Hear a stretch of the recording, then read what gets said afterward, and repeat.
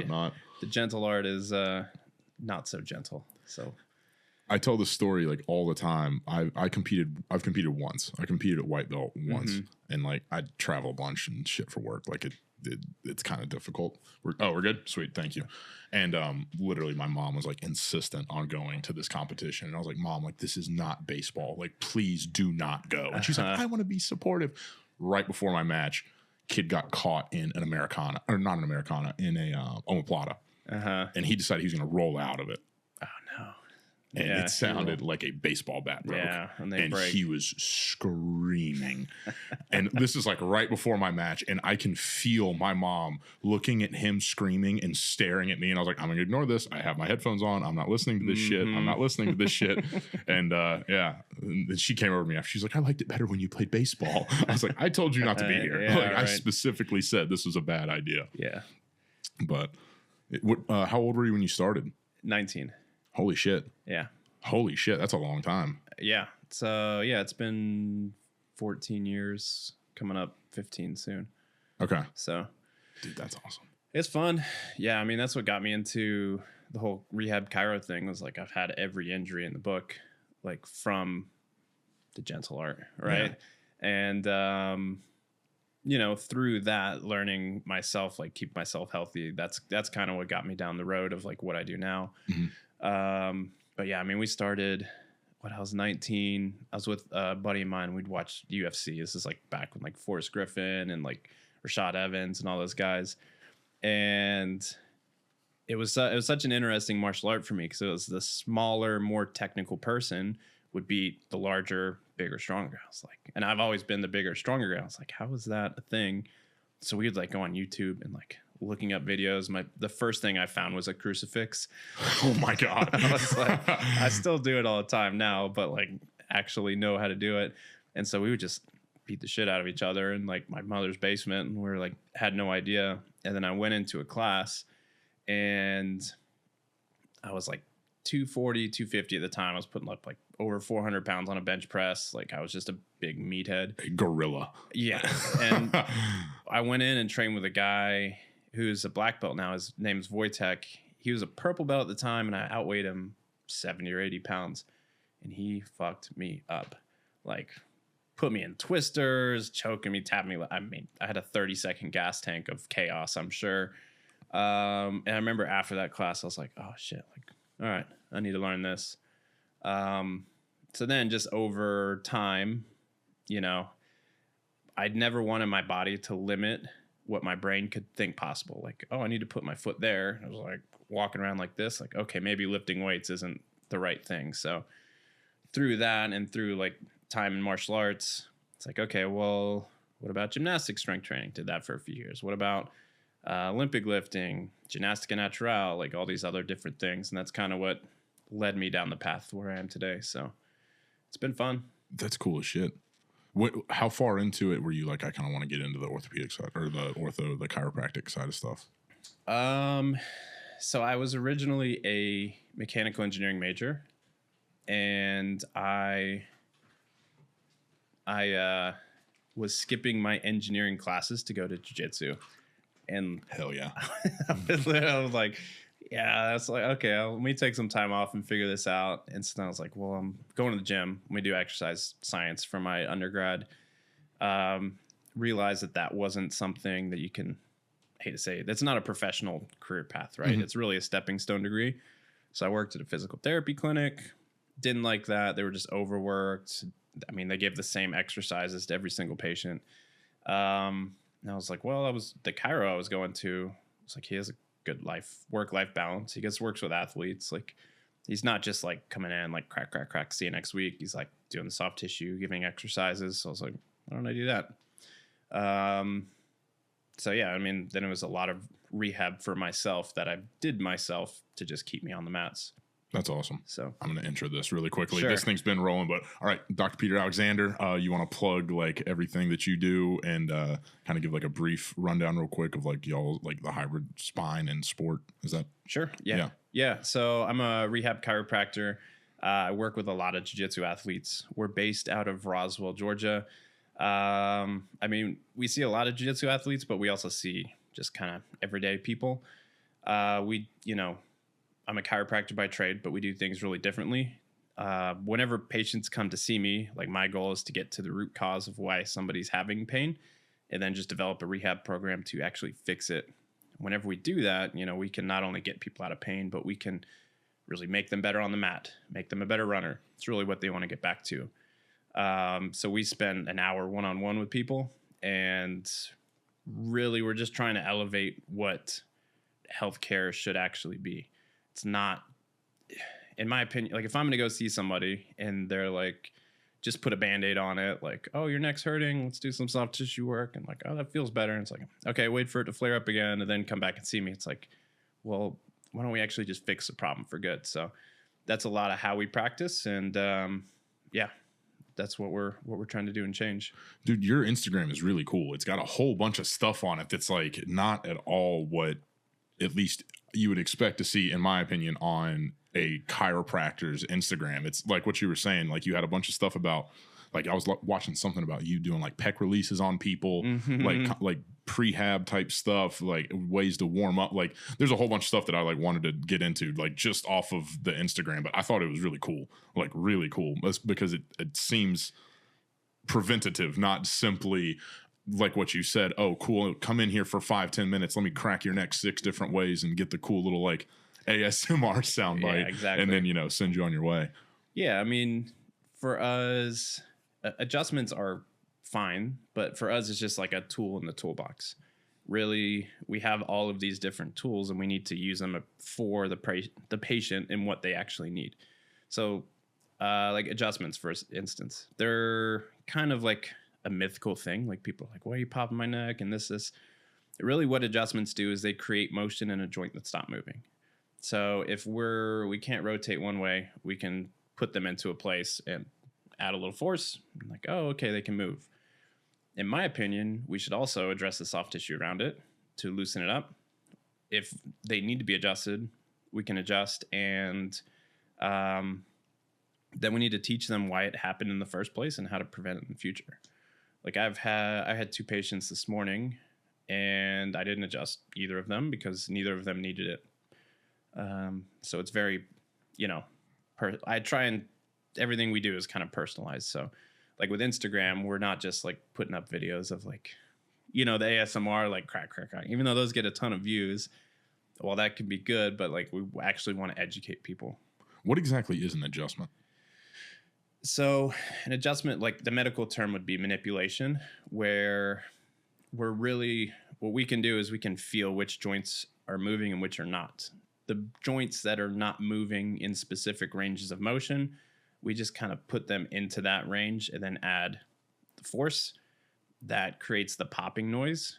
And then it restores motion. And what they found in research is if the joint is stuck, and they can see a difference in the facet joints. So the facet joint is like how we move our spine. They're little joints that kind of slide and glide like this. After an adjustment, we find that the joint space is actually opened up. So now there's more room for movement. That makes sense. So the popping noise, they used to think it was air, like gas going out of the joint. They actually think it's actually going into the joint now as we create that motion because we're creating that joint space. I always thought the funniest thing ever, my mom would like say something about me getting arthritis or something because I would like crack my knuckles. And I was like, if that's going to give me arthritis, like so be it. Like it feels way too good. And I was like also that sounds like some junk. Like I don't know if I believe that at all. Yeah. But I mean, so arthritis is a normal aging process. People go and they get an x-ray and they'll be like, the doc will be like, oh yeah, you got some arthritis here and there. It's this. It's like, and honestly doesn't mean much because everyone has arthritis. If you were to take an x-ray of your spine or mine, they'd be like, yeah, there's arthritis all through here. Just because you have arthritis does not mean that you are predisposed to pain. Does that make sense? Yeah, I'd never heard that before. Yeah, it's just kind of natural. It's like my hair goes gray, over time. We get arthritis over time. Mm-hmm. It's just kind of a normal thing. And so in some case, whenever arthritis gets really bad, yes, it can cause pain, right? If the joint gets so beat down that it's like bone on bone, or we get these bone spur, stuff like that, it can. But for the most part, most arthritis or arthritis types are, it gives people a limiting belief that I have neck pain because I do jiu-jitsu and therefore I have arthritis and therefore I'm just always going to be in pain. Mm-hmm. And it's not really the case. What we actually find is that people get arthritis in joints that don't move and function appropriately. Okay. So like everyone wants to think about like functional movement patterns. Functional movement are these joints stable? Are the ranges of motion fine each direction? So whenever we get asymmetries, the joint can wear itself down. Okay. Typically, areas of the spine that are most either asymmetrical or too mobile, so they're too loosey-goosey, those areas tend to get arthritis quicker. The hypermobility thing, at least Mm-hmm. like that's the way I've heard it described. That is something that I had no idea about, that was like a problem. Like it always just seemed natural to me. It's like, oh wow, it is better to be flexible. Like that's fantastic. You can contort your spine. You can move your shoulders like that. And I went down this like whole path. I've been doing some training with these guys at Functional Patterns. They just moved to Roswell. Are you familiar with them? I like functional patterns. Dude, they're awesome. Yeah, they're great. I literally tried to get Michael, is the instructor that I work with at the one in Roswell. I've tried to get him on here, and I guess like Naughty like put the kibosh on people going on podcasts like recently, because they had like some people that were like going off saying some wild shit. I don't really know, but he was the one that kind of put me onto this whole like hypermobility thing is a problem, because he's like, people will come in, and he started talking to me about the negative sides of yoga. And I saw some stuff on your Instagram where you were like, yeah, I kind of screwed my back up a little bit doing like yoga specifically for your back. Is that right? Yeah, absolutely. Yeah. Hypermobility is honestly, I see more patients that are hypermobile, and we need to fix that, as opposed to people who are super stiff. So we get like most of the people we see tend to be hypermobile, or what happens is, and there's different areas of the body, right? It's not like all hypermobile or all stiff. It's like, well, most people's low backs are hypermobile because their hips don't move. Okay. So the hip doesn't move, so the low back compensates and moves too much. Because the low back is moving too much, it gets into pain. Okay. And then you go see somebody and they do all the work to release the muscles of the lower back, but really that's just protecting the lower back because it's unstable. And it's like the real problem is a hip problem. Yeah. So, 95% of the time when someone comes to me with a low back problem, it's not their lower back. And so that's where like the hypermobile people get screwed, because they have pain in all these places that are compensating, and they go see therapists and they're like, they just focus on the area where it hurts. And it's like, well, that's not where you need to be working. So that's cool. And especially this is where chiros get a bad rap, where people get injured from them, is because if I'm loosey-goosey, hypermobile in my neck, and somebody comes up and like slams the shit out of my neck, like it's going to make it worse. Yeah, so, absolutely. Yeah. So like, how does the only experience I've had, not with being like the hypermobile thing, I've torn both of my labrums. Like I've torn this one twice, and I've torn this one once. When I tore this one, I wound up getting stem cells shot into it instead of getting the surgery, because it was like, I had started jiu-jitsu. I was like probably a year in. I was like, I really don't want to take like 6 months off, like training, whatever. And I went in, and even after the stem cells, like I was getting pain like in my bicep. And I can't remember his name. He moved back up to Philly, but he was a PT at a office on like 595 FAR, I think was the building. And he was like the first like doctor, sports medicine type, where he like looked at my back and was like, no, I don't think it's your shoulder. I think it's your scap. He was like, I think you've got a problem with your scap, and it's radiating or reflecting, I think is what he called it. Like, because dude, I would be like rolling and just doing like a frame with this arm. It was like, it felt like my bicep was on fire. I was like, this makes no sense. Like, I know the shoulder's like solid. And he'd like put me on this little like prehab thing, and I basically just smashed the shit out of my back with a lacrosse ball. And it keeps it like, it kind of keeps it at bay. But like the hypermobility thing, you said you see more people that are hypermobile than are like too stiff. That's crazy. Sure. Yeah. I feel like people always just like default to like, oh, well, I've got like a stiff lower back. But the hip thing makes so much sense to me. Yeah. So when we talk about like my lower back gets stiff or whatnot, the way I like to kind of explain it, we kind of have a system of deep stability muscles, and then we have a system of movement muscles, right? The movement muscles are what most people are comfortable with and understand. These are things you would go and train in the gym. Okay. What happens is we get injured or we get a little tweak and it changes our movement pattern. Maybe a hip doesn't work as well as the other hip. So it just changes the movement pattern. Well, whenever we downregulate or we make these stability muscle groups, they're not working as much because of those changes of patterns. Maybe we get an injury. Maybe we just don't know how to use our core the right way. Very common. Then the muscles made for movement do the job of movement and stability. Okay. Because our brain feels like, hey, this lower back is unstable. We need to take these muscles that are made for movement, like your QL, the erectors, and we need to do this work, because now all of a sudden these muscles are doing the work of moving the lower back. They're trying to stabilize it. And if you have a hip that doesn't move, those lower back muscles can be trying to help move the hip. So then you get all of the pain in the lower back, but really that's not. The problem is the lower back is hypermobile. The hip doesn't move. So we need to adjust the hip and do soft tissue work on the hip to allow these guys to calm down.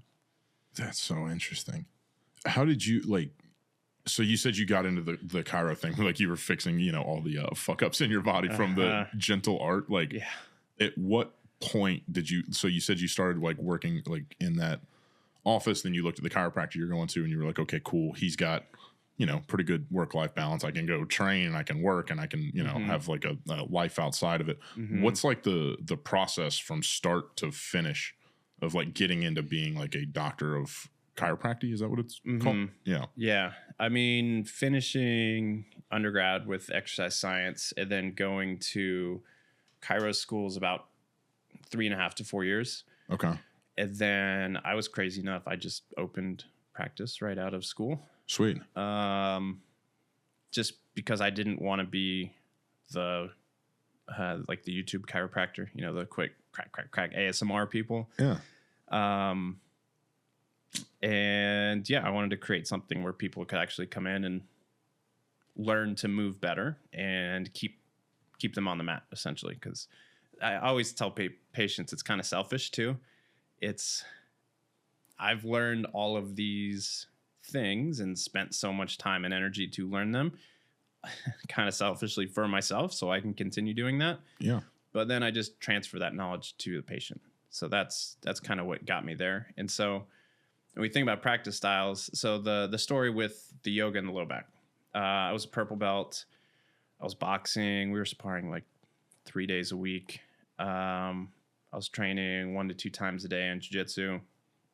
And, my low back was so bad. I couldn't walk for more than 5 minutes before having to sit. I couldn't really lay down and get comfortable. I would just, I was searching for anything. I went to the traditional chiro, made it way worse. I was doing yoga. I bought a yoga for back pain DVD. I was like, perfect. It's yoga. I have back pain. Awesome. And I would do this DVD twice a day religiously. I could still probably spit out the whole sequence. Just ingrained in your head. Ingrained. And as I was doing these stretches, felt great. And then afterwards, it's that's still there. And what I was doing, I was actually making it worse because I was stretching out my lower back. The lower back wasn't the problem. It's just where it hurt. It wasn't until I found the chiro, who was one of my mentors. He's like, dude, your left hip doesn't move. And it's like, oh.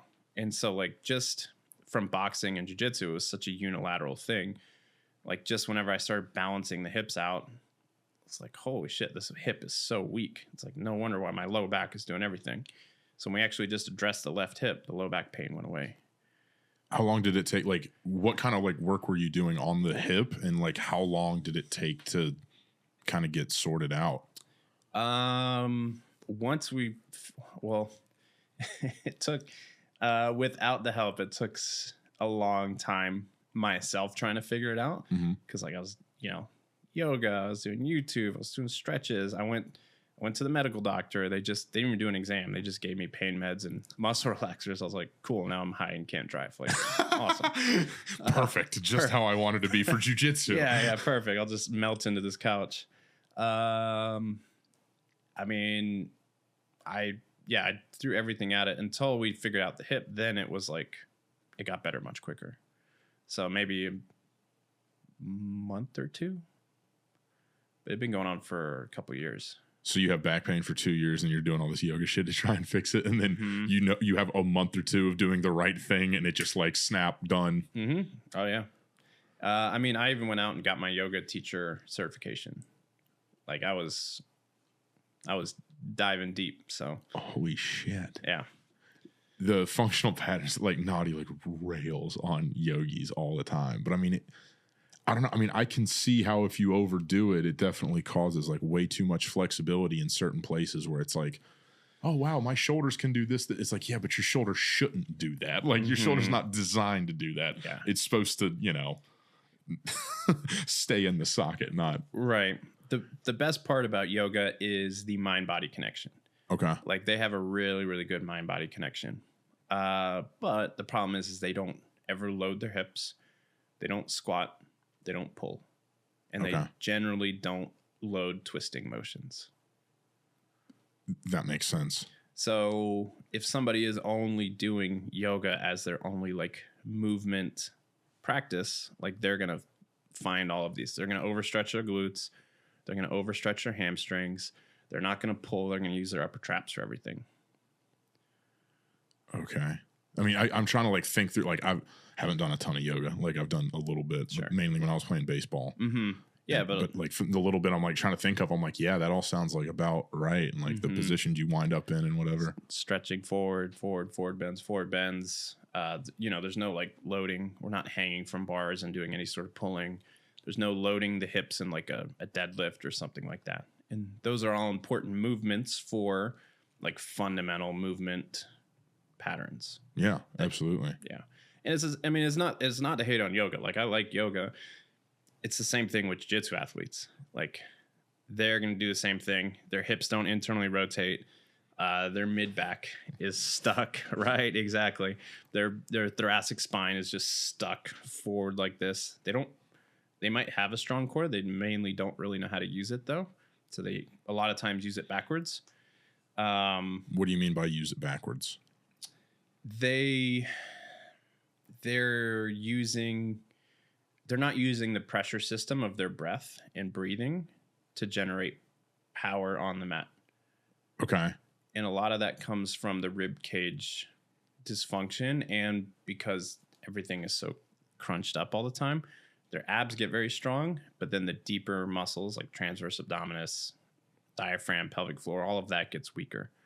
And then they don't use their core the right way, so then they compensate everywhere else. That's nuts. So so they've done research where they've actually shown that working on breathing patterns will actually activate those, like that deeper stability system that we were talking about earlier, in and around the back, in and around like this whole system by just working on breathing patterns. What do you mean by breathing patterns? Like specifically, like is it like doing like box breathing or like what kind of like breath work, I guess? Yeah. Good question. So if you see me take a breath in and it's very much shallow and up into my shoulders, I've essentially done it wrong. Okay. Right. We have all these muscles like our scalenes, our upper traps, levator. So especially the scalene specifically, they're secondary respiratory muscles. So if I am like super hard class, like I need more oxygen, like I'm going to try and lift my shoulders up because I'm trying to lift and open my rib cage. But what happens is that turns into the normal, and you'll find people are breathing like this all day. So they're not actually using their diaphragm and the deep core. Okay. So whenever we retrain the breathing pattern of like, hey, throughout the day, as we breathe, this is where it's coming from. And we essentially retrain diaphragm on top, pelvic floor on bottom, and then this corset of muscle that surrounds it that should be all day expanding and contracting. Whenever that happens, now we've created this stiff cylinder that protects our lower back. Okay. Jiu-Jitsu people tend to, because of all the crunching, the abs take over, and then this system down regulates. It doesn't work as frequently, so then they compensate elsewhere. Okay, that makes sense. So like I'll see patients with right shoulder pain, and then this is their breathing pattern. Right? I'm over exaggerating, but whenever we check it, they don't expand here in their rib cage. They're using all of these muscles around here to try and lift the shoulder up and try and breathe like this all day. So in those patients, it's like you can do all the soft tissue work and around the shoulder and this, but if you never change this pattern, like they're just gonna go back to having shoulder pain. I was going to say, like you said, it's like a temporary fix. Then they go back and they keep breathing in a fucked up way. Mm-hmm. And so then it just, it's a vicious cycle. Yeah. That's wild. This is like the first, I look at a bunch of different people online, like talking about fitness and about, oh, you should be doing this, that, and that. Like, I don't know. I feel like there's very few people that talk about how the pain or problem or whatever is off. It can frequently not be caused by the actual like location. Like it's not your shoulder, it's the way you're breathing while you like. Why do you think that is? Do like a lot of people just not get? I don't want to like specialize. Like do a lot of people not kind of like go down that rabbit hole like within medicine or? Well, definitely not with the medical docs. Like that's not their cup of tea at all. And plus, if they're in an insurance model, they don't even have time to even think about that. Okay. As a chiropractor, like you're trained to like, we adjust the spine and anything else. You're trying to be a physical therapist. Physical therapists are still like they can hyper in too much in two areas. So it takes a lot of extra research and like figuring that out. But then again, that's why I told you I'm kind of not, it's kind of selfish of me because like I don't want to just have someone like just if I have shoulder pain, like just work on my rotator cuff and do some like banded rotator cuff exercises. If then the problem is actually my rib cage doesn't expand here, so I'm trying to lift the shoulder up whenever I breathe. It's like we'll just work on getting that rib cage to expand, and now shoulder relaxes. You know what I mean? That makes sense. So, what are like the frequent injuries that you see from jiu-jitsu? Is there like a recurring? I mean, you kind of talked a little bit about the tendencies that jiu-jitsu people have. Like, what are the common like injuries that manifest as a result of that? For sure, low back pain is probably number one, and shoulder pain is number two. And then knee pain is probably behind that. Okay. A lot of them, but like I said, like if somebody comes to see me and they have pain, this is why if they have pain here, but I'm like, well, your problem's here. The pain is really just an indicator that something somewhere in the system is going not right. Mm-hmm. What we have to figure out is like where in the system do we need to change the pain? So for instance, if somebody like that breathing pattern that we're talking about, somebody's not using their core and they don't know how to create pressure in their core. If they're not doing that, they can come in with, they could be back pain. Mm-hmm. They could come in with shoulder pain. They could come in with hip pain. I don't want to say the pain is irrelevant. It is somewhat, because we need to address the reason why the pain is there. So for jiu-jitsu athletes, the most common thing is what I'm looking at is those functional deficits and like where are we limited, and then how do we build up the right exercises to fix it. Okay. How long does that like initial assessment normally take? Is it like a 30-minute thing? Like again, just like general, like for someone walks in, hey, look, like I've got shoulder pain. say they're not a jiu-jitsu athlete, say they're just someone like off the street, I've got shoulder pain. Does it normally take you like 30 minutes to be like, okay, I think I kind of found like what the problem is? Or is it like an hour? Did you say most of your sessions are like an hour long? Yeah. So all of our sessions are an hour. We actually do a free discovery visit, which is a whole hour long visit. And in that visit, we go, we kind of sit down and chat. And then really the meat and the bones is that full movement assessment where we literally check everything from head to toe and we figure out what somebody's actual problem is. And then I'm able to explain to them like, hey, no, you got pain here, but really, like you were saying, your shoulder blade isn't connecting to the rib cage and the rib cage is not working right because your breathing pattern's not working. So they really get it during that session. They get a really deep dive into this is not my problem. Like this is that foundational level. And then we just start to come up with a plan to like fix it for good. Yeah. So usually that's an hour. I mean, if I could make it less, but really whenever patients come in, I like to be very thorough. Yeah. That's cool. That's really cool. I mean, especially like I've had a lot of bad experiences in the medical field, which I feel like a lot of people have, where it's like, if you kind of care about your body and you're like, hey, thanks for the input, man. Like that doesn't help at all. Yeah. My favorite is whenever, a jiu-jitsu guy goes to medical doctor and they're like, jiu-jitsu, like that stuff. And they're like, yeah, just don't do that anymore if it hurts. And like anybody who does trains is like, yeah, well, that's how I'm like mental health. And this is how like I need to do this. So I'm going to keep training. But then they don't get the answers from medical doctors. And then they just like, all right, well, I'm just going to go back to class and like it hurts and it's, maybe it'll work itself out. So I had like my thyroid's kind of like not bad fucked up, but like a little fucked up. And like I've been on like levothyroxine since I was 17 or 18. Mm-hmm. And at one point in it, I like something switched. I was having some problem with like the medicine I was taking. And so basically it would like, I would get winded like going upstairs. And this is like while I'm in the middle of training. Like I was like 3 weeks ago, I could roll for 30 minutes straight and I was fine. Mm-hmm. Now I cannot talk on the phone for 10 minutes without getting out of breath. Something's up. Like, I don't know what happened, but something's up. Yeah. And the girl I was dating at the time, her mom had Hashimoto's. Mm-hmm. And she was like, maybe you're having some reaction to the medicine. Like, have you thought about just like not taking it for a little bit and seeing what happens? And I was like, at this point, like I was like miserable. I was like, fuck it, I'll try it. I quit taking it.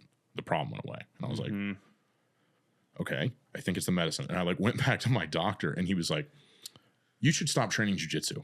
And I was like, wait, man, like this has nothing to do with the problem. I was like, but like I wake up, I don't have the problem. I take the medicine. About 45 minutes later, the problem starts. Mm-hmm. And he's like, well, you should stop doing jiu-jitsu. And I looked him dead in the eye. I was like, should I stop talking on the phone as well?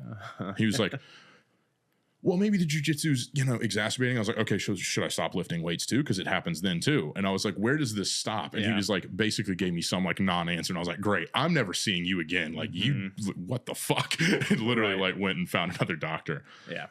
I mean, I wish like part of it is like, I think they mean well, but part of it is the broken system, right? Like they know, and they're really good at like, hey, this hurts, or I have an infection. Like, I need to go see the doc. Like, I have an infection. I need meds for this. But going to see them like, hey, my elbow hurts or my shoulder hurts. Like, they're not really trained on that. And nor do they have the time to then, like, generate a whole rehab program to fix, like we were talking about, like a shoulder problem could be a ribcage problem. They don't have the time, energy, or training on that. Just like I don't have the time, energy, or training on somebody comes to me with an infection. I'm like, dude, I'm not your guy. Like, go to urgent care. Like, Yeah. But what they have, their tool in the toolbox is meds, right? Oh, there's inflammation there. There's a steroid. There's an anti-inflammatory. And it's like, yes, but that's just the Band-Aid. What I think is more important. It's like, well, why is there pain there? Why is there inflammation? Because we don't just, there's a reason why one shoulder hurts and the other doesn't. I mean, if you've got like arm barred or someone tweaked it, like, okay, there was an injury, but like over time, there's a reason why it's that way. Yeah.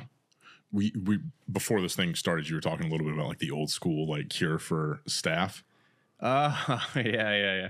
So this is not medical, not medical advice. Standard disclaimers apply. Yeah, standard disclaimer.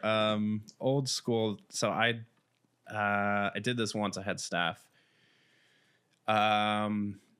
What you do, and a wrestler taught this to me. It's not something I learned in a medical textbook or anything. Chopping up garlic, super, super fine. It's very important. And then adding a little bit of honey to it, putting it on a Band-Aid, and then just putting it over the Staph for like a couple days. Essentially, garlic and honey are both antiseptics, and then you're just keeping that antiseptic on it for a few days to like really allow it to do its thing. Again, if you have Staph, go see a doc. That's not my realm, but I think that's something that could help like locally directly there. And the first time I did it, I did not chop the garlic up fine enough, and I didn't add honey. So when I was on my leg, put it on my leg for a couple days. I was like, fuck, like this is burning. It's like, well, no pain, no gain. Like this, it's the most jiu-jitsu mentality ever. Like, it should hurt. It's just gonna hurt, yeah. And I took it off. I didn't have Staph anymore after, but I had a nice little garlic burn, like right on my ankle. A garlic burn. Mm-hmm. Which I didn't know that was real. I didn't know either. So, I mean, I would rather have a garlic burn than Staph. So I don't know. It's kind of one of those old school things. I guess wrestlers know more than us because they're gross. Well, thank you for the medical advice. I'm going to stop taking my antibiotic. I'm going to go home and do this. If I lose my leg, thank you. Thank you.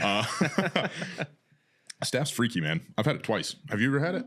You just said you had once. Yeah. It is freaky. I've had ringworm two times maybe, but that's about it, which is good. I had ringworm, I think, once, and then both times I've gotten Staph, it's been within the last 6 months. Yeah. It literally, the first time I had it, it was like we were at this event all day, and like I had pants on, and I was like, damn, like my leg itches. And I trained Thursday, flew to LA Friday, and like all day Saturday, I was like, why does my leg itch so bad? Whatever. Get back to this Airbnb, and then I like took my pants off and looked at the inside of my leg, and I was like, oh no. I was like, I've never had Staph before. That looks like Staph. It was like this fat white head. And then literally the next day I was flying back and I'm like limping through LAX. Oh Jesus. And then this one, like same thing, like yesterday, was like limping all yesterday. And I was like, this is probably not great. Yeah. What the funny thing, well, not funny thing. The thing about Staph is it's all over you, right? Like it's a bacteria. Like if you were to take a petri dish of what I just did to my arm, like you'd find Staph on it. Okay. So it's just a bacteria that lives on our skin. It likes salty areas. So it's like it's on you already. Really the question is how good is your immune system at keeping it at bay? Okay. So I think that's why guys like Gordon or Craig Jones, those guys are always on antibiotics because they get Staph. They take antibiotics, it kills your immune system. I'm sure they don't stop training, right? So then they get it again, more antibiotics, and then you end up just in this like vicious cycle of your immune system's just shot. So anytime you get Staph, you're kind of fucked. Yeah. So. It freaks me out. You can wind up with MRSA or whatever. Like it's, I don't know, you take enough antibiotics and all of a sudden now it's like, cool, now you need IV antibiotics and you might lose that leg. Yeah. So I have a patient. She's working with me. She's not a jiu-jitsu person, but she had a Staph infection here, was misdiagnosed. And what did they do? It was, because it eats away at the skin and at the tissue. And so it was misdiagnosed. They didn't give her antibiotics or do anything. They actually like covered it up. And so what happened is it like kept eating like deep in. So she told me she had a hole in her arm, like a hole like this, and she has a scar from it now because they finally like found the doc was like, holy shit, like we need to get this now. And even now today, like I'll do soft tissue work for her shoulder and I have to work on the scar, and it's like it's not just a scar where like you feel at the top. Like I can work like deep into the muscle and I can feel like deep in the muscle. It's like this like tube of scar tissue. So it's like, yeah. What the fuck? Yeah. So when you get in there and you can see this, you know, you can actually get in and it hurt. I mean, feels better after because the tissue is gliding better, but I can like get in and try and like break that up a little bit. So yeah, staph is no joke. How does it get in you? So I mean, I'm assuming there has to be some sort of like abrasion for it to get in you, and then that's what happens. Mm-hmm. I heard too, I don't know if this is true. I heard that if you have like a knee replacement and you get staph, the staph can get on the knee replacement or something. I wouldn't be surprised. I'm not entirely too sure on that. I can't remember. A girl that I know that trains jiu-jitsu was telling me that. She was like, yeah, if it gets onto the replacement, they can actually have to replace your knee like prematurely, like while the thing is still working, just because the staph can get on it. Mm-hmm. And then you can, I don't want to say like go septic like immediately, but like it can definitely lead to you going septic. Yeah. Yeah. I mean, that's why the OR, you know, it has to be super sterile. Yeah. So it's, I don't know. It seems like it runs around jiu-jitsu gyms, and also a lot of jiu-jitsu guys are probably not the most hygienic fellas. Mm-hmm. Yeah, and I mean, that's the tricky part. You know, if you're on antibiotics, you should 1,000% be eating a ton of fermented food and probiotics. Raw milk. I love raw milk, dude. That's literally I bought this damn shirt. I get made fun of it for all the time, but okay. Yeah. There you go. Yeah, only safe for dog, or, you know, not human consumption, right? Yeah, not for human consumption. This is just I'm buying this gallon of raw milk for my dog that doesn't exist. Don't ask questions, lady. All right. Yeah, it's yeah, what, like that, like kefir, like sauerkraut and all that stuff. Yeah. Stuff that no one in the West eats.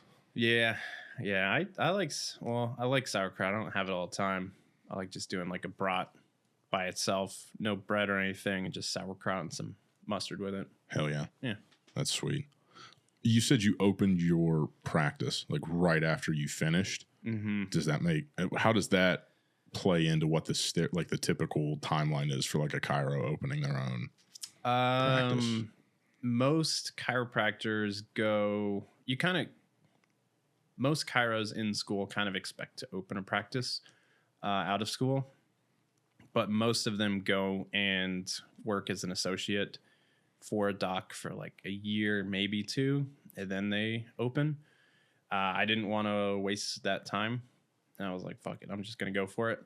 And I'm glad I did, because now, you know, after that year or 2, like I saw peers of mine who I went to school with are like, oh, we're opening our own practice. I'm like, fuck, I'm so glad I'm not there anymore. You know, because people don't really realize. I mean, I was doing, you know, 15, 16-hour days opening, just up till 1 o'clock in the morning, trying to figure it out, learning Canva, trying to learn how to market this. Finally, like, got an education in business, like, after the fact to, help teach that. But, yeah, it's a pain in the ass opening. So I don't know. I bit the bullet. Just went straight to it. Do you think there's any unique challenges opening right after, outside of like just the increased workload? Because not only you're like learning, you know, you've got to learn how to run your own practice, but you're also learning how to be a chiropractor that is practicing, not just like in school. Like outside of that, are there any like unique challenges? Like, does it make selling your services harder or like anything like that? Yeah, there's definitely a lot of challenges. I mean, you get a fast track on how to manage patients. You have to learn marketing. You just have to learn basic business skills. You have to learn sales, right? So like if somebody is a jiu-jitsu athlete's coming to me with shoulder pain and they're like, well, I could go to the joint and pay $29 to go get adjusted. I'm like, well, I have to learn how to, you know, hey, the joint's not going to fix your problem. Like if you actually want to fix your problem, this is where you need to be. So what was the hardest part about learning sales? Probably the negative beliefs behind it. You know, because someone hears sales and they think of, oh, used car salesman or pushy. It's a skill that can be used for good or bad. when somebody comes and they're sitting in front of me, I know I can help that person. Like, I know I can get them their life back. I can get them back to training. I can get them back to lifting, running, whatever the thing is. Like, I need to be able to articulate it to them why them being with me is going to be more valuable than going to the quick thing. This thing might be cheaper, but it's not going to actually solve your problems. So long term, it's actually more expensive because you just went and spent money on this thing that is not going to solve your problems. So you're just throwing some cash down the drain. So that mindset shift was the biggest. And, you know, I have patients come to me all the time, and that's why we do our free discovery visit, because if they're with me and I'm like, hey, I'm not the place for you. I tell them that, you know, I've had to tell a guy like, hey, I think you have Parkinson's, man. Like that was not fun. Jesus Christ. He was mid 50s. He had just got done telling me how he's been so busy and his daughters are finally graduating. He's like, I get to retire soon and I'm going to play golf every day. And he's like, this sounds great. We're going through this movement assessment. Every little movement, he's like shaking and shaking. And I was like, hey man, what's up with the shaking? Is it hard to lift your leg? He's like, no. Like, do you normally shake? He's like, it's been going on for about a year. Like, fuck. So I had to be the bearer of bad news. But anyway, sorry, I digress. Jesus, that's heavy. It was heavy because it was like the whole time too. He was like telling me about how he's been working so much for getting his kids out of the house and he's finally gonna retire and all this. And then it was like, oh my God. Yeah, it was tough. It took me a couple days to get over, not to get over, but to like really not let that affect me. You know what I mean? It's like he's sitting there trying to help me, and you know, I'm like, hey, you gotta go talk to a neurologist, man. Like, I can help you and like keep you moving, but like, yeah, you need to go see someone that like really specialized in. Yeah. So for learning, so your quest for like learning sales, like understanding that just because I'm telling somebody that they need to be in my office and I know I can help them is really the kindest thing I can do. Cause like, hey, you don't go waste, like you're going to waste your money here going to somebody who doesn't understand what K-guard is or doesn't understand like what a knee cut is. Mm-hmm. And you know, like this is where you'll actually get results. So yeah, I can't remember who I was going to. It was some doctor when I was having something, and he was like, so like, what are the positions where it's causing you pain? And I'm like, okay, so like if a guy is in side control, or like if a guy has half guard and I'm trying to prevent him from getting head control, and he's like, well, what is half guard? And I'm like, okay, so do you want to get down on the ground? Like, how are we going to do this? And you're like, he's like, well, but you know, you could. And I'm like, okay, this is just going to be futile trying to like get this across to this guy. Yeah. What, like, was there any people that you started reading or any people you started watching to try and like learn the sales side of stuff? Yeah. I mean, I've taken classes and how to do it and how to get better at it. People from Jeremy Minor. Dude, I love Jeremy Minor. He's awesome. Yeah, yes. He's great. Yes. I sent him to I've got a copy of his like NEPQ, like Black Book of Questions or whatever. Yeah. I sent a copy of that to Dan Quantas at Odyssey because he got a sales gig with ADT. Oh, cool. And he was like talking about stuff. I was like, this guy, like immediately. Great. Yeah. I'm part of, do you know who Dan Martell is? Mm-mm. He's a business coach. He was in the realm of like tech for a long time, but now he's just a business coach for just helping entrepreneurs help more people. Yeah. So, yeah. I feel like chiros really have like a unique understanding of like that they're not just a chiropractor, they're running a business. Mm-hmm. Like, I feel like you run into a lot of business owners that don't necessarily understand the business operation side is a separate skill set of. Mm-hmm. It's like some guy runs an HVAC company, and the guy's like, well, yeah, I was an HVAC technician for a decade. Yeah. And then I opened my own HVAC company, and like, it's doing good because I'm a good HVAC technician. It's like, okay, well, yes, it is. But also like, there's this whole other set of skills. Like, you can be the best HVAC technician in the country, and if no one knows you exist, you're going to go broke. Like, you got to learn marketing. Yeah, it's I don't know. I feel like chiropractors have like a unique understanding of that, and at least from a lot of the guys that I've like kind of like run across, and guys in like the marketing world, I feel like always have a lot of chiropractor success stories. Like, you know who Dan Kennedy is? Yeah.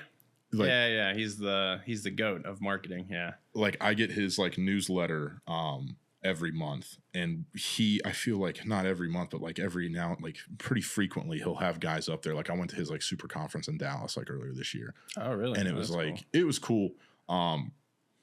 It wasn't what I was hoping. It was good, but it was like, yeah. I don't know, but I feel like he's got a ton of chiropractic success stories into like customizing, like how they sell their stuff. It's like, instead of being like the joint, you get like a $29, like whatever they like package stuff. I don't know. I feel like it's like a pretty unique, like niche inside of businesses that own. Yeah. And I mean, that's the thing. It's similar with jiu-jitsu owners, gym owners, because they're like, I was a good jiu-jitsu guy and I worked here and I could teach really well. And they're like, I'm going to open a school, but then they never learn that business side. And that's where they struggle. So I have a patient of mine this morning. She's a black belt in the community. But we were talking about different gyms in the area. I'm not going to say which ones, but she's like, oh yeah, this one, they're kind of struggling. Like, you know, they lost this person. They were doing like sales for them. And so the business side is not doing well. So that means, you know, they're going to have to either move or close or whatnot. And then I drove past one of those, I call it a grab my wrist jiu-jitsu places, which is fine. Like, it's totally like, you know, there's hobbyist schools. There's that other kind of like Gracie, what are those two guys? Henner and those guys. Like, they have their whole system. There's like the hobbyist schools, and there's like the diehard competitor schools. Like, and there's fine with everything. There's good and bad. But I drove past one of those schools last night, and it was packed, like no mat space, just filled with people. So learning those business type skills is so important for, you know, not only chiro, but also like if somebody's looking to open their own jiu-jitsu school, like learn how to market and sell. Like, if somebody's buying around at different schools and you know that person should be, you're a hobbyist school and they're going to like 45-year-old dude who's like has no business competing, has never done jiu-jitsu and is trying to get in shape. Like, and they're like, oh, I'm thinking about going over to this competitor school. Like, you need to be able to say, hey, that's great. If you want to do that, this is what it looks like. I think you're a good fit for what we do here. This is what we do. This is why we're different. This is why you're a good fit. I think if more jiu-jitsu gyms understood how to do that, it would just elevate not only their business, but if they're elevating their business, they're elevating the sport. Because that same 45-year-old dude goes to roll with a 22-year-old competitor and gets his shit ripped. He's not going to train jiu-jitsu anymore. He's going to be like, yeah, I'm good. So learning those business skills elevates not only like the jiu-jitsu gym itself, but also the whole community. Yeah, absolutely. The way that I tore my right labrum was I wound up at a relatively competitive MMA school in Auburn, Alabama, where they were pumping out like guys going to fight MMA. Yeah. And wound up with some dude caught me in like an inverted triangle and didn't have it on right. And he caught my arm. And when he like latched on and I literally felt it go. And I was like, there went my labrum. Awesome. Like, that's great. And he was like, oh man, like you're fine. And I was like, no, you just tore my labrum. And he was like, dude, like I'm sure it'll feel fine tomorrow. And I was like, no, I tore this from playing baseball. And that was the same exact feeling. And he was like, shit, man, I'm really sorry about that. I was like, yeah, I'm going to have to go get surgery on this thing. Or rather, that was the left one, I think. Yeah, that was the left one. Again, that was swinging a sledgehammer like a dumbass. Full send. Yeah, I was demoing a house I was flipping, and got my boot all wrapped up in this shit. I was demoing a house I was flipping. It literally was like trying to get rid of tile, and it got stuck in the drywall as I was like chipping and didn't know it.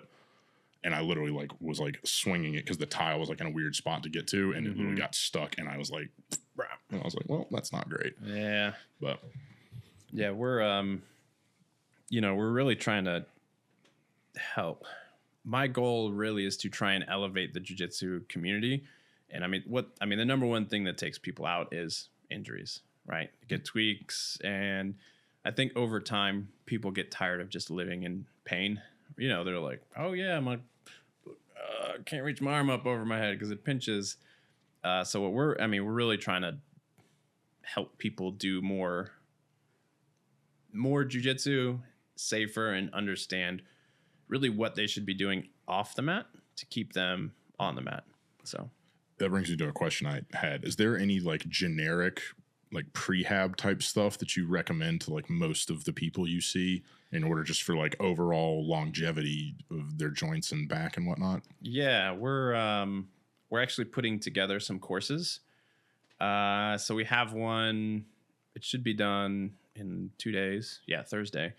It's called Roll Forever. Well, it's a warm-up guide for what you should be doing, like, I don't know, 5-10 minutes before class starts to prep the body to avoid injuries. So like what we were talking about, those, whenever a jiu-jitsu person comes to see me and I know that these functional things are probably not checked, this course just checks all of those. Okay. So we're giving it out as like a free course to whoever. If anyone listening wants to just DM us course at Hybrid Spine and Sport on Instagram, we'll send it to you. But it's essentially, I think we broke it down. I mean, it's broken into core, shoulder, hands, hips, knees, feet. Okay. And I've kind of taken the best of those exercises that I prescribe to patients, what most jiu-jitsu people need, and put it into a very simple thing that they don't need equipment. It's just something you can do on the mat, like as you get there early or warming up. So that's sweet. I will 100% like I was about to say this will go out on Monday. Cool. So like, whatever, what's today? Say Tuesday? Yeah, Tuesday. So like 6 days from now. Sure. So like, I'll just like put that in a little like description and whatnot. Oh yeah. That's sweet. Yeah. Go ahead. No, go ahead. Oh, like in terms of the lifting side, you talked a little bit earlier, like you tried all these different like lifting programs around jiu-jitsu. What did you find was the most effective for you in terms of being strong and having endurance on the mat and also not overexerting yourself and opening yourself up to injury? So upper body, gymnastic strength training can't be beat. Gymnasts are superhumans, and waist up, like for sure. For prehabbing, for being strong, for like being mobile, being flexible, gymnastics all day. Lower body, much more simple, like hinge, squat, move, right? Load hips. The hips really need that load, and upper body needs complexity. So. Okay. What gymnastic style workouts? I know nothing about gymnastic workouts. Like what does that entail? Floor work, not like doing back handsprings and stuff like that. Thank God. Right. I was like, okay, so that's off the table for me. Yeah. Floor work, rings for sure. Parallels on the bar, just mainly upper body or body weight, calisthenic style stuff. Interesting. That's one of the things I was thinking about doing a bunch of calisthenic stuff like a while back, and then I almost cut my finger off with a knife. Oh.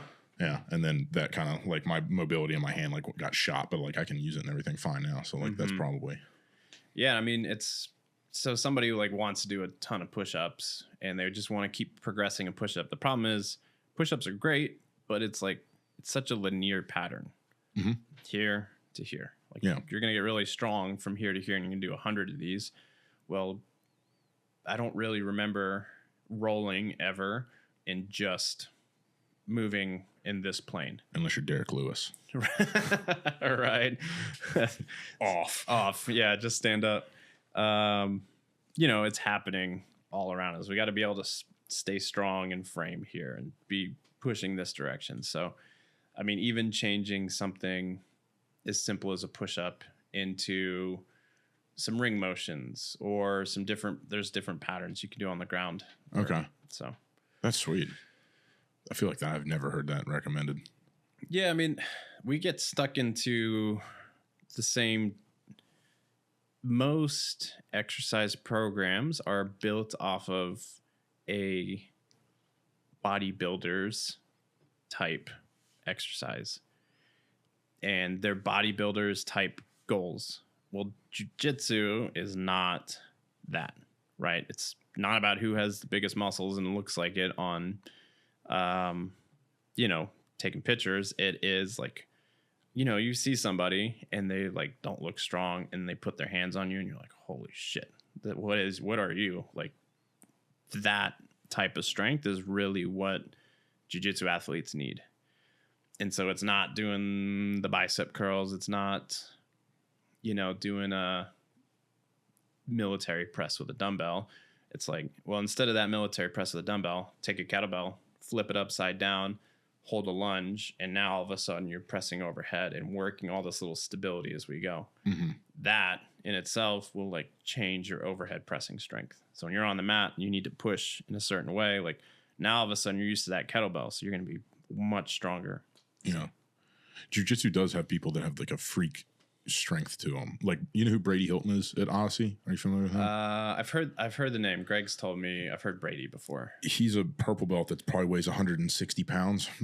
Skinny little bitch, Brady. And but I was rolling with him on Thursday, and he's fantastic. And so he passed my guard like it was nothing. And it was like I was trying to come up and turtle, and it was like just the way he put like a squeeze on me and just sucked all the space out of everything. I was like, what the fuck is going on? Like, how is he? I don't know. It's like there's a certain pressure to it where you just feel like it's suffocating with some guys. Yeah. Despite like a huge weight gap. Mm-hmm. But yeah, I don't know. We had an instructor at Knuckle Up. He was there a long time ago. And then he was like the national coach for the wrestling Azerbaijan team.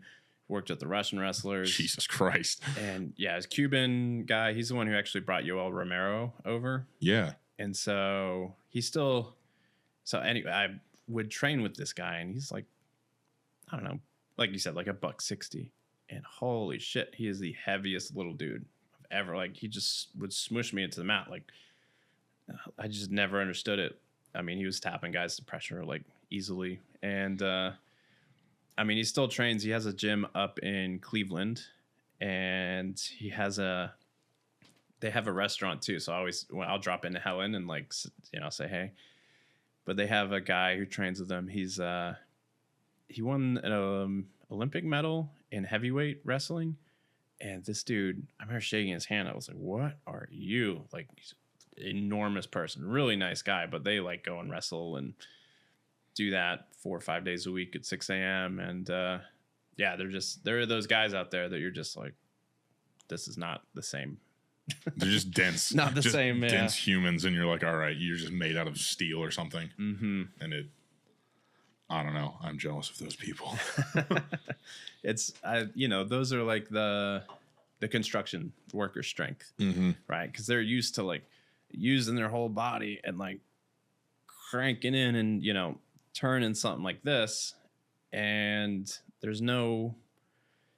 that guy is going to beat the guy doing 1,000 bicep curls and like dumbbell bench press or Smith machine squats.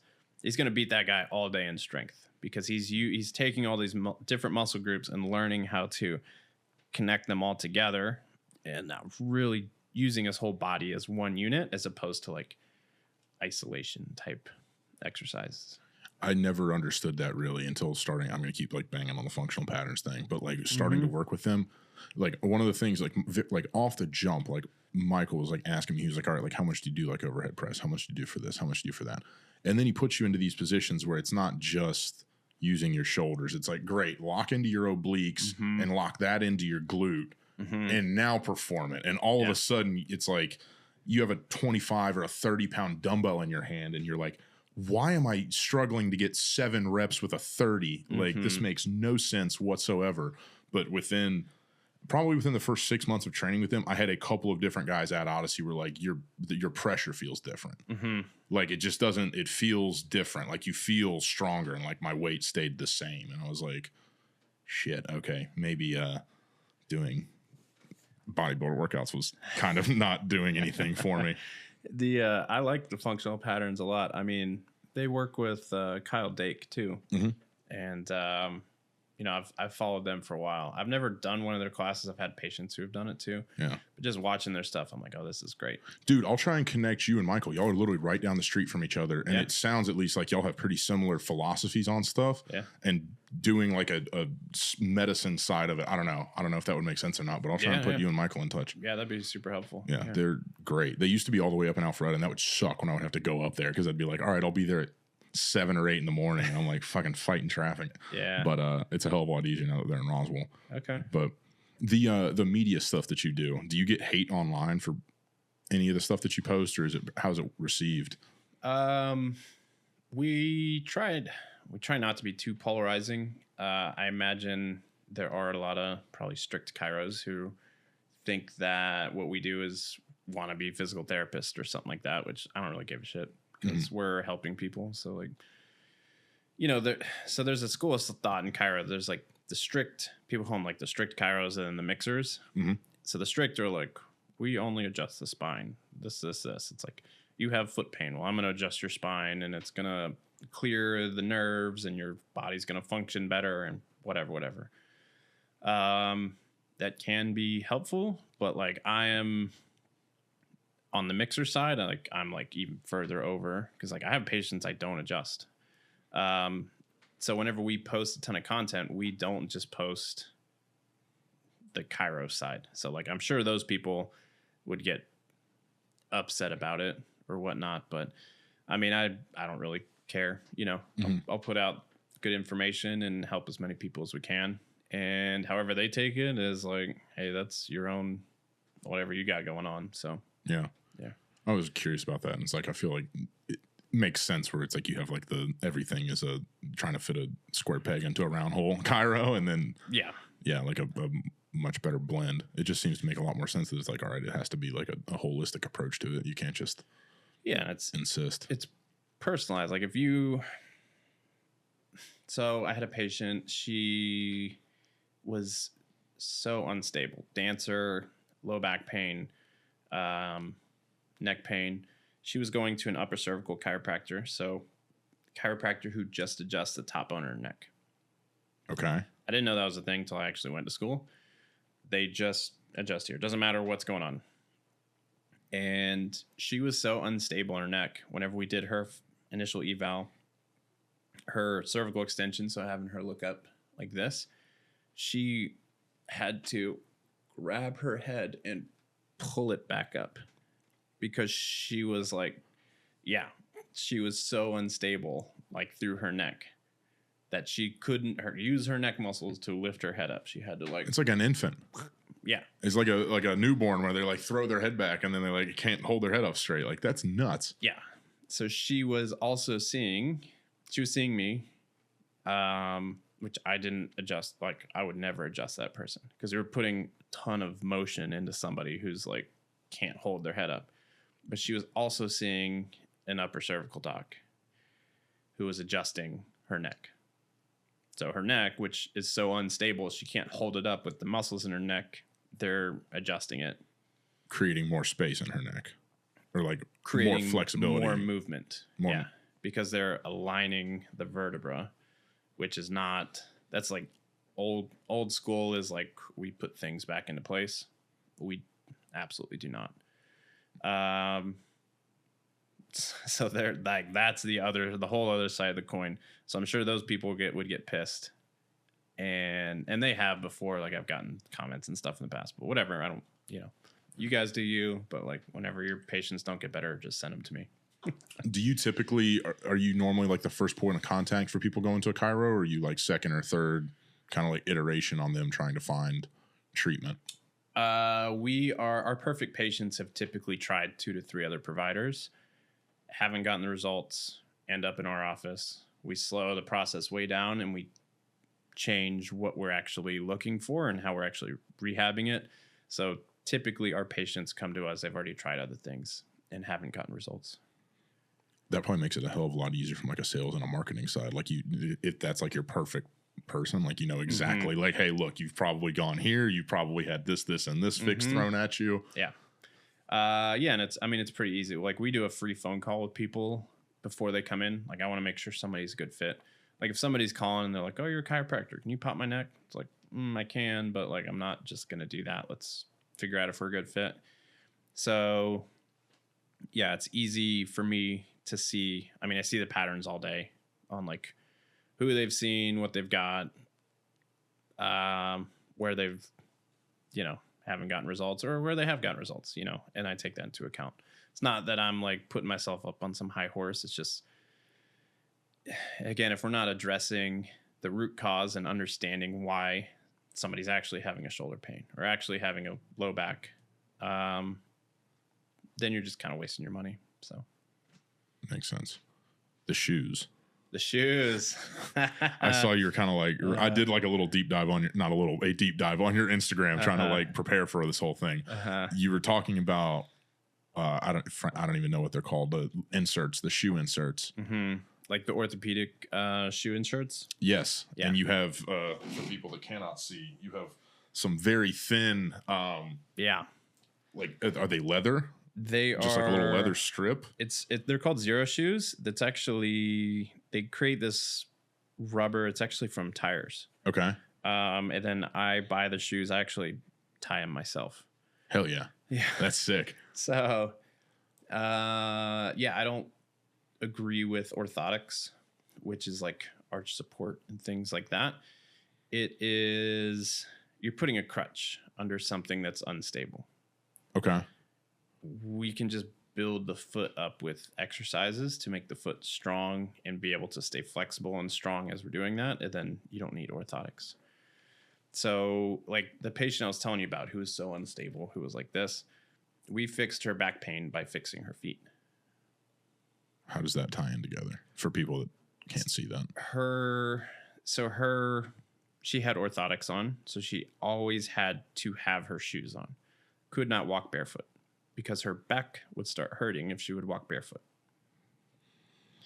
So Jesus Christ.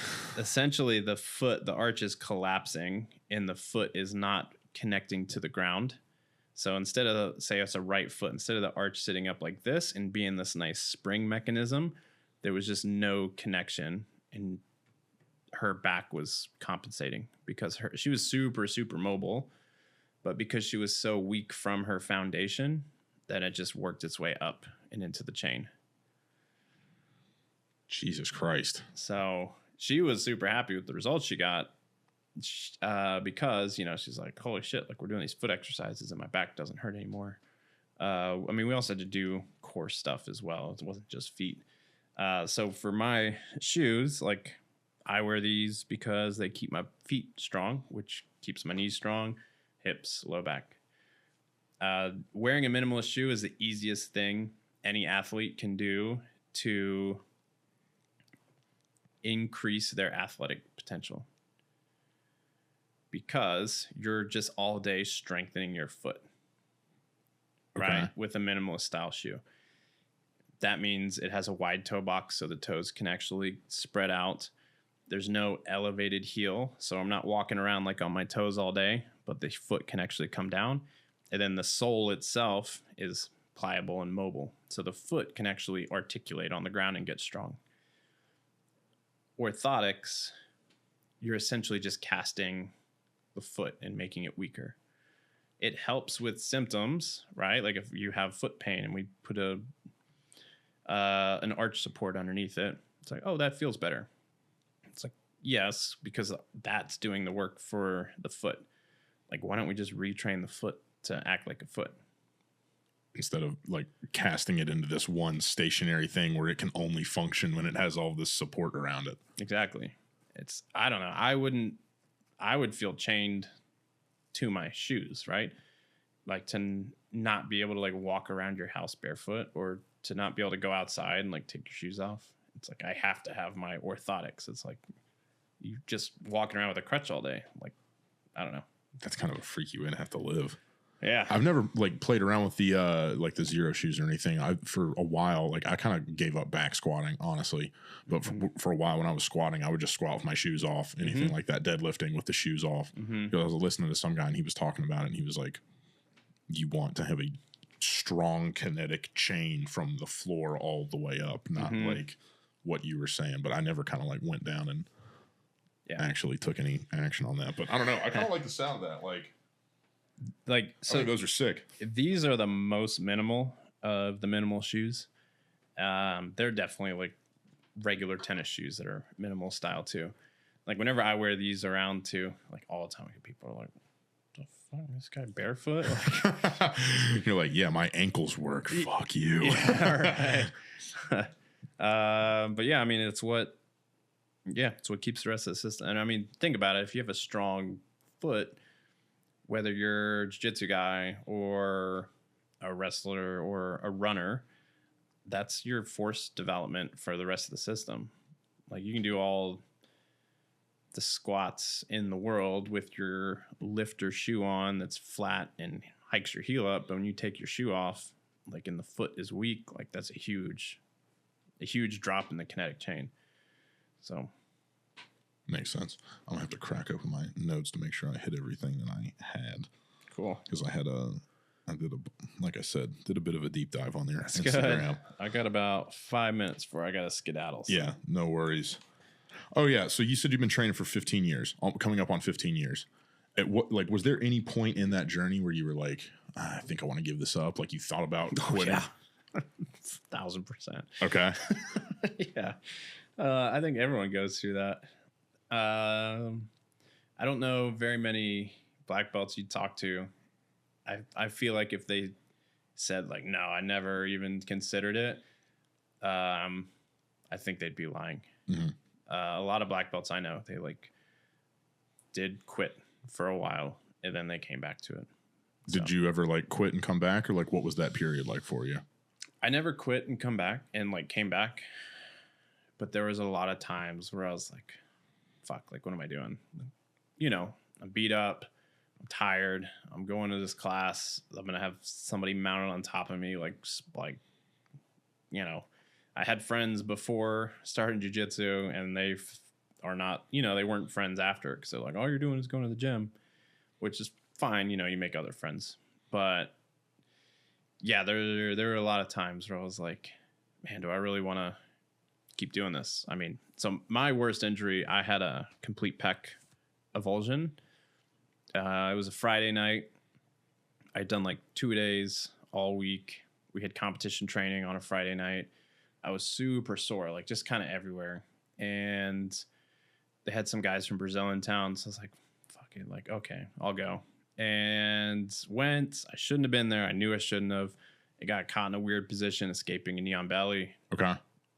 So I was like, knee on belly this side, under shin, over onto like inside the leg, and I was trying to wrestle up and turn the hip. Okay. And he hipped in, and it just sounded like a piece of paper.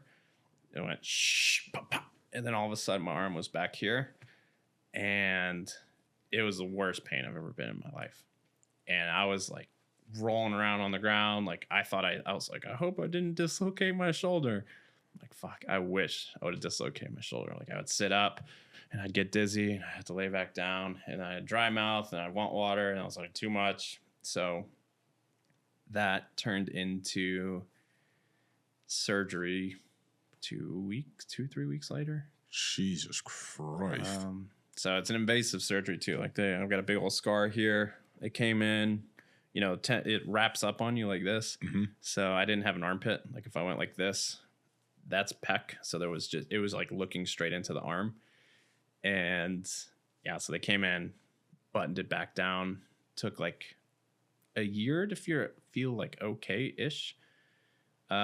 sports psychologist, the whole thing. And then going back to it, you know, I couldn't watch somebody just rolling and like getting their arm pinned down.